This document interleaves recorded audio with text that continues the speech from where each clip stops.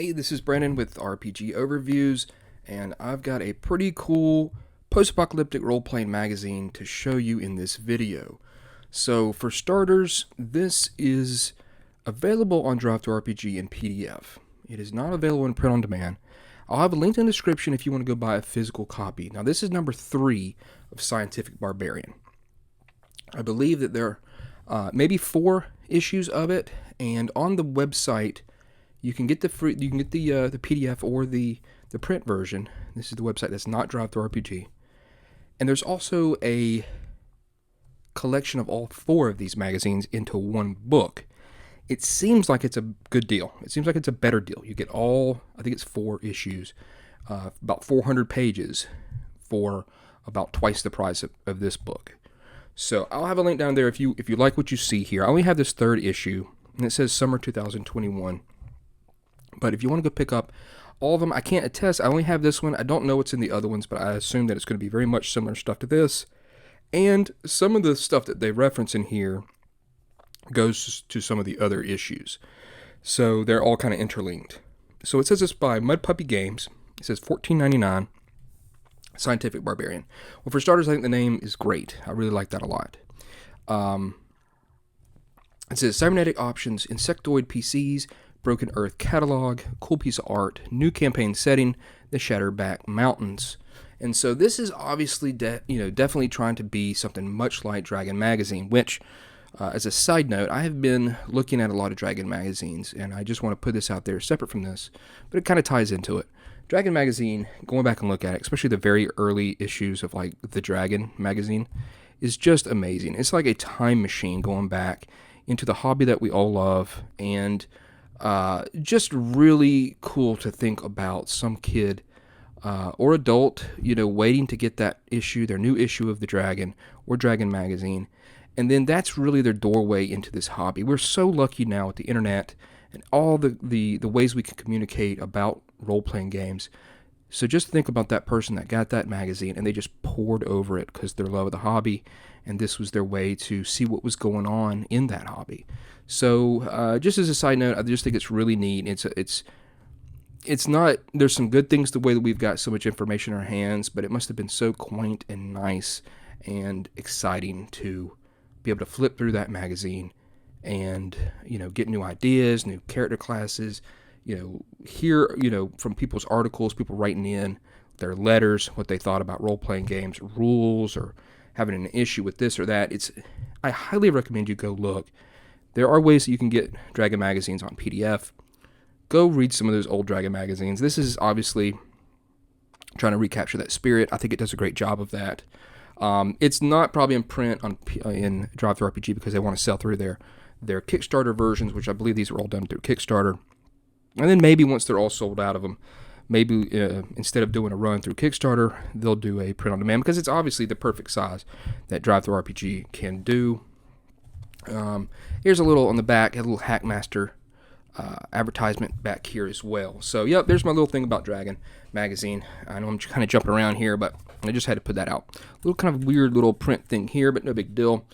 So here's some things I want to point out. Its editor and designer is Jim Wampler. He created Mutant Crawl Classics. Tim Kask, well-known, it says consulting editor, well-known in TSR and the old days of D&D. And then we've got contributing writers, some great writers here, Levi Combs, Skeeter Green, Daniel Bishop, people I've talked about before, James Spahn, of course Jim Wampler, but here we've got James M. Ward, who worked on many issues of Dragon Magazine, and he is just one of the old guard of TSR, and I was lucky enough to meet him at GaryCon. It was an absolute honor to get his signature. He is much beloved by myself and my friends, so it's very cool to see James in this book. So Jim Wampler here did a little, it says the bunker briefing, direct communiques from the publisher, very cool, kind of let you know what's going on with it. And then we've got Apocalyptic Visions here in the beginning. This little article here from James Ward about Metamorphosis Alpha. Very cool. He talks about Gary Gygax, when he worked, talking about Gamma World when it was born. Very, very neat little article. So the first thing we have here is Cybernetics for the Masses. So it's rules for Cybernetics. And now I'm going to, I probably should have said this in the beginning, but This is a book, in essence, for Mutant Crawl Classics. But you can use this with a whole bunch of other, you know, post-apocalyptic role-playing games like Mutant Future, whatever you want to do, okay? But obviously the rules and stats and stuff in here are for Mutant Crawl Classics. But it works. So while it doesn't expressly say that big on the cover, it's obviously that's what it's for. Jim Wampler made MCC RPG, so this is kind of on that same line. So this is neat. It's a whole thing about cybernetics, about wetware and hardware, and explains about the difference between the two. Hardware, obviously, stuff that you're going to change out with your body, and wet work is going to be neural implants or such that it says they're designed to function with the host's existing anatomy, working within the existing muscles and tissue. So some cool things between the two of them. There's a lot to go through in this, so I hope this video is not going to be too long, but it might be. I want to make sure I cover all the great aspects of this to let you know, should this be something you want to pick up, everything you're going to be getting. So it tells you about cyber points. And it says both wetware and hardware are tracked with cyber points. A character may gain cyber points by permanently expending personality points. So in essence, you are losing that humanity. It says here the mortal spark in order to gain cyber points, which you then spend for cybernetics. It tells you about humans. Mutants are pretty special because their bodies are obviously different. And it's going to tell you about, make sure I can find it here, there is cybernetics that it talks about. And I'll be explaining that in another section. It has to do with how their bodies kind of interact with cybernetic parts. Robots and AI, how to make improvements. And a lot of this stuff comes with, there's rad burn limitations. So cybernetic replacement, 1 arm, rad burn limitation, should you rad burn, it reduces available strength to 8.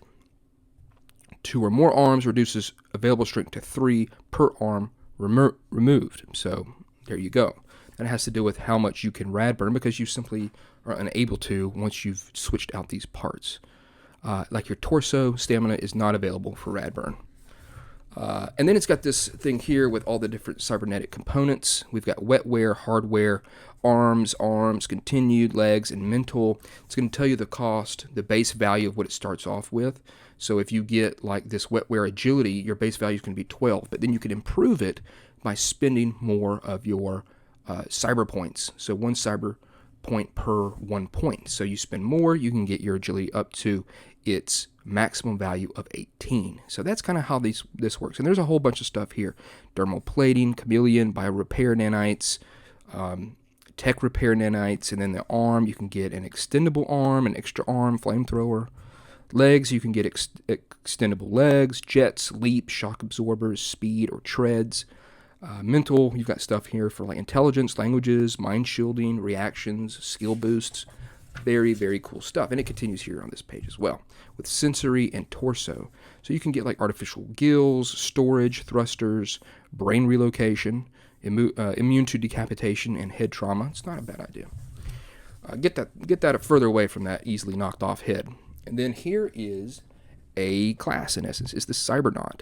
They've emerged from the long-forgotten bunkers after untold centuries of slumber. It was first thought that the Cybernauts, which I like that name, represented a dramatic shift in the power dynamics of the wastelands. Tribes rushed to befriend them and to have their aid available for protection against their enemies or for use as weapons against their foes. It says they're pure-strain humans of a genotype from long before the apocalyptic end of their civilization, but have one driving goal: they wish to survive and rebuild society. What type of society a cybernaut wishes to rebuild may vary from one individual to the next. Having emerged from their cryosleep into what is for them a wasteland of horrors, they often seek out like-minded individuals to band together as they try to make sense of a radiation-soaked world gone mad. So it talks about their hit points. Ancient relics, it says creatures from the past, cybernauts are believed to inherently understand all ancient tech and languages. This is not the case. Millennia spent in cryosleep has left a little bit of a typo here, but no big deal. The cybernauts' personal memories mostly gone, and their internal processing unit, called Goldman, struggles to compensate for the memory gaps in its host's own knowledge and its own corrupted data file. So it's been away for a while. So, but it gets to add their caster level when trying to decipher non-martial relics and receive double their intelligence bonus when trying to understand the workings of a relic weapon. Here's about their weapons and armor. Charm life. They do not enjoy the same linkage to the fates as pure strain humans do, regaining luck far more slowly at a rate of 1 luck per week. Here's talking about the Goldman AI that they all have. Telling you about cybernetics here. It says, with advanced knowledge of cybernetics and the ability to directly link to them via Goldman AI, cybernauts suffer no loss of penalty points when acquiring or upgrading cybernetic parts. It's what they're all about. Here's them interfacing with machines and technology and stuff like that. Here's the thing about hyper thought that they have. It says, as this pinnacle state of communication, the Goldman AI may take over the body of its host using their physical body to the utmost of its capabilities. This allows for greater heightened speed, doubling movement and actions, while also increasing reflexes and problem-solving ability. Very cool thing that they can do. Languages, alignment, here's their abilities by level, here's their different titles, and then here's that cybernetics. This has to do with mutants. If you're going to try to craft technology, implant cybernetics, or enhance cybernetics. And so you're going to roll, obviously. It tells you how you can do it. It's permanent. And it says, such as if you get 28, 29, mutant can attach items of up to a combined tech and complexity level of 10 with neither to exceed level 5. And that has to do with the graph technology, or the implant cybernetics. Mutant installs one implant worth of up to 20 cyber points in upgrades. Internal organ replacement is possible at this level. So very cool. It's a great section about cybernetics for you to enhance your game. Now this is a funny section here called Ugly Mutants. It's by Wonky, and this is simply just a bunch of crazy art. I like how it looks like the cards, like these are all, with the bubble gum and everything like that. Of course it says rubble gum. So you've got Ernest, Timothy, Jimbo, Corbin, just to show your players this is kind of what this mutant looks like. It's a fun little section, and some of this book actually reminds me of like Mad Magazine articles. I used to love Mad Magazine. So here's You Got Data Chips in My Elixir. Genre mashing game guidance by Daniel Bishop. This is a cool section that talks about how much of what do you want in your game. If you're going to mix up fantasy and kind of technology, post-apocalyptic stuff. Tells you about the question here, what tone are you going for? Explains it, and also one thing that's really nice is that it breaks down some stuff such as movies, TV shows, gives you examples of those, other role-playing games, such as a game where Twilight 2000 rules are mixed with the Call of Cthulhu, could be absolutely terrifying. Don't be afraid to experiment. So I like how it references other stuff. Thundar the Barbarian, which of course everybody knows I love. So is magic or technology ascendant? So it's how you balance those two things. Which one has more precedence over the other. And it explains stuff like, talks about Eberron or Brendan LaSalle's X-Crawl. Also talks about Beneath the Planet of the Apes, about like the entire religions might be centered around technology artifacts, as with the mutants who worship the bomb in Beneath the Planet of the Apes, one of my favorite Planet of the Apes movies. And this is a great thing here, genre mashing options. So it's going to break it all down, such as magic is rare, technology is rare. And what would that be like? This is the baseline of Mutant Crawl Classic. So that's good. It lets you know what it's like. Magic is rare, technology is common. And again, you get more examples, such games like Mutant Future, which I've done many videos on, and Gamma World, as well as some third-party material for Mutant Crawl Classics fits in here neatly. The Mad Max movies also provide good examples of this sort of milieu. Magic is rare, technology is ambiguous. That's going to be stuff like Traveler or Stars Without Number. Magic is common, technology is rare. It says this is the most common option for Dungeons & Dragons, Dungeon Crawl Classics, and similar genres, which technology can kind of seep in just a little bit of the weird. Magic is common, technology is common. It's going to be stuff like Thundar the Barbarian, which of course I love. And hey, we got a shout out here to Weird Frontiers, so that's always cool to see. Deadlands and Jack Vance's Dying Earth series. So how do magic and technology interact? There's some questions here, such as question 1, does magic trump technology or vice versa? Question 2, can you merge magic and technology? And then a conclusion. So overall, again, with lots of examples, we got the Herculoids here. Again, another Thundar the Barbarian reference because it's so badass. This is a very good article. And then we've got some insectoid player characters by James V. West. I like the way it looks, the kind of hand-drawn words there, and the art. Here's the Mantis Magi. Here's the I think that's Psychnid, and it's got their abilities. Got some cool art to it. These guys can fly. They can climb. They've got a kinetic blast. These guys over here have got a bunch of different eyes, 4 glassy eyes. Each has a psionic spell power. That's pretty neat. their limbs, their dominator. You have the mind control mutation. They can do some webs. Here's two other ones. This guy here looks pretty neat. So it's just a neat section for some new insectoid player characters. Now we have Augmented Scientific Knowledge Liaison Emergency Pharmaceutical Integration by Skeeter Green. This is a whole new AI. It's very much with their patron bond. When you start reading what it's about, it's going to be a lot of stuff for healing, which is pretty cool. The AI, as kind of the patrons, is definitely different for Mutant Crawl. For me, with Mutant Crawl Classics, but I really think it's got a lot of legs to it, and you can do a lot of different things to it as well. So you can see there's First Aid as one of the spells. Contagion, the shaman creates a toxic field spreading disease and pestilence. That should be nice against your foe. And then Cellular Regeneration, the shaman causes the target cell to reorganize themselves, healing the patient and possibly resequencing their genetic code. Again, more focused on healing. Now we've got the Broken Earth Catalog, Access to Loot. Very cool section, a lot of funny items with some great art, and this is definitely the section I think reminds me of some of the cool, wacky catalogs that you used to see in Mad Magazine, and I wonder if that was kind of their goals. Even some of the art, to me, reminds me of Mad Magazine. You can see from the pictures, there's some really wacky things. Some of them are just, I mean, look at this. I'm not going to go through all of them, but I like this Miracle Caress. I guess if you need to sit down, you can have a nice, comfortable seat as this cushion pops out of your belt for your rump. Here's Gloop. Everybody needs some of that. Here is your child safety system. It's a good section. It's a big section here. I can't go through everything, of course. Here's the Tool Daddy. Really nice. Some wacky, kind of fun items. Here's Mr. Thirsty. This is pretty much an ultra-absorbent nanofiber cloth. That's 14 by 14, and it can absorb up to 50 gallons of liquid. I think this is pretty ingenious. Again, some cool, fun art. The Local Gods. I don't want to spoil too much of this, but this is a cool piece of fiction right here with art. It definitely gives me vibes of Planet of the Apes, and they're obviously a ship that's crashed, and then how they interact with the natives. You can see from some of the pictures. I don't want to spoil it, but it is very cool with a... that storyline of what about the time? Like, how have we messed around with the timeline, with our actions, and the possibilities therein of what could happen. So, decent size, pretty quick read. It's got some nice art to it. And then we've got the Shatterback Mountains. This is the Jim Wampler campaign setting. So, it says, located on the western side of the continent-wide hothouse jungles of Omega Terra, good name, the Shatterback Mountains are the jagged and torn remnants of a once great mountain chain. So here we've got a lot. It's a setting preview. It says they're going to talk more about it in Scientific Barbarian number 4.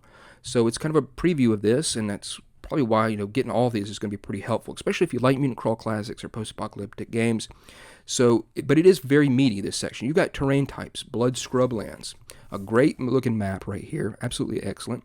Broken mountains, glowed deserts. You got the hothouse jungle, howling canyons.